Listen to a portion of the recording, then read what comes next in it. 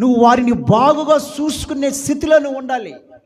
ఒకవేళ వారిని దూషించేవాడుగా, వారిని తరిం కొట్టేవాడుగా నువ్వు ఉంటే గుర్తుపెట్టుకో, నువ్వు కూడా ఒకప్పుడు తండ్రి అవుతావు, నువ్వు కూడా తల్లి అవుతావు, నువ్వు కూడా ఒకప్పుడు ముసలివాడు అవుతావు, అంటే నువ్వు కూడా ఒకప్పుడు అవ్వ అవుతావు, తాత అవుతావు. నీకు పుట్టిన బిడ్డలు కూడా నేను ఏం చేస్తారో ఒకసారి ఆలోచించుకోవాలి నువ్వు. ఇక్కడ నీ తల్లిదండ్రులకి నువ్వు ఏ కొలత అయితే కొలుస్తావో, లేదు నీ తల్లిదండ్రులని నువ్వు దూషిస్తావో, శపిస్తావో, తరిం కొడతావో, రేపు నీ కడపను పుట్టిన బిడ్డలు కూడా ఉంటారు. గమనించాలా, మీరు జాగ్రత్తగా ఈ మాటని గమనించండి. నేను వయసులో ఉన్నాను కదా, నేను బాగా రక్తంతో ఉన్నాను కదా అని నువ్వు నీ తల్లిదండ్రుల్ని సన్మానించకుండా,